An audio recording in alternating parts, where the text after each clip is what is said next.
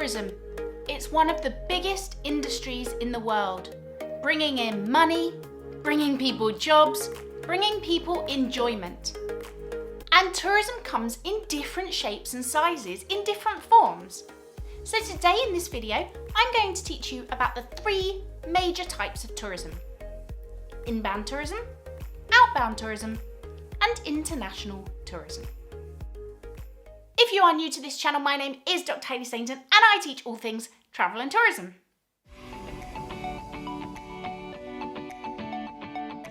If you are studying the travel and tourism industry, one of the first things that you will learn is about the 3 major types of tourism: inbound, outbound, and international. Now, this is actually incredibly simple, but it's also super important that industry stakeholders and students understand it. So I'm going to explain it to you right now.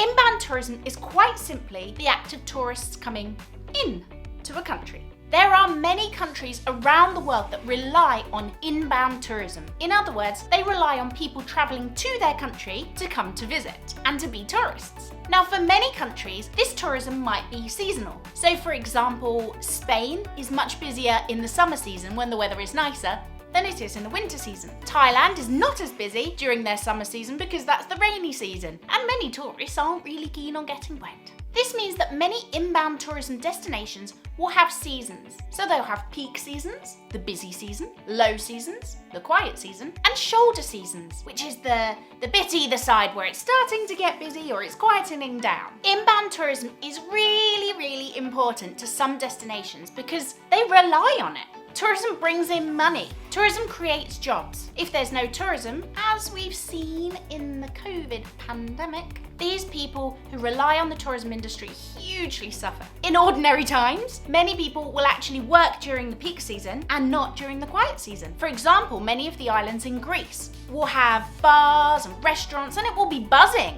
during the summer, but during the winter those bars and restaurants are all closed up. So the people who work there need to make enough money during the summer to support them through that quiet season too. The tourists who come to visit bring with them something really important: money. And some tourists are worth more money than others. Their currencies are stronger and they spend more money. Quiz question for you. Which nationality spends the most money per person when they travel? Well, the answer is often America, but also one that will surprise you: China. China is a huge emerging market that is growing. People have more money, more time. People have more freedom than they used to. So people are looking to travel out, to go further afield, to explore the world. And that is why many destinations are targeting people who come from certain countries to be their inbound tourists. And these tourists that they are targeting are known as outbound tourists. Outbound tourism is a really important type of tourism too. And outbound tourism quite simply means when tourists go out of their country. So for example, in the United Kingdom, we have a big outbound tourism industry. One of the major reasons for that is because our weather isn't always great. So lots of people want to flock to warmer climates and we travel out of our country to another country. So we are known as outbound tourists. That is known as outbound tourism. Now, outbound tourism can be really profitable for the country that tourists are actually leaving. What? How does that work? Okay, let me explain. So you will have lots of travel companies. So for example, in China, there's a huge outbound tourism market, or there was, pre-COVID. And there are many tour companies who are based in China who will organise trips for people to leave. So those companies will take part of the profit from the holiday and part of the profit will go to the host country, the host destination. So outbound tourism can be very profitable. Outbound tourism has grown considerably in recent years and it just keeps on growing, with a pause for the COVID pandemic. Tourism is predicted to continue to grow and grow. And this is especially the case for outbound tourism, when people go out of their country. Now, one of the major reasons for this is because we now have more accessibility options. There are more types of transport that we can use. More trains, more planes, more cars, more options. Technology has helped with that too. You can now fly direct from the UK all the way to Australia. That's pretty awesome. So with the development of new technologies, with lots of the prices being pushed down in recent years, the introduction of low-cost carriers, for example, this has meant we can travel more and we can go out of our home country more often. And if we are traveling out of our country to another country, we are also known as international tourists.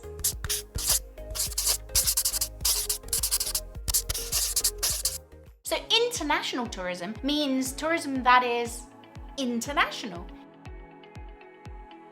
It takes place across different countries. Now, a lot of tourism is international, but it's not always. Some is domestic, which is when we stay within our country. But international tourism is big business. Just as is the case with outbound tourism, it has largely been driven forward and facilitated through advancements in technology, through increases in disposable income amongst tourists, and through an increased desire for people to go further afield, to explore, to travel. To some destinations, international tourism is absolutely vital to their survival. They rely on people coming into their country. They rely on the foreign exchange income, the foreign currency. For other destinations, tourism's an add-on, an extra. They've got their own industries, their own way of making money, and tourism is something extra. So if we look at somewhere like the Caribbean or the Maldives, those are islands that are hugely dependent upon tourism, and international tourism at that. They don't have a big domestic tourist market. They rely on people coming out of their home countries into their islands. And international tourism can have some great wide-reaching impacts.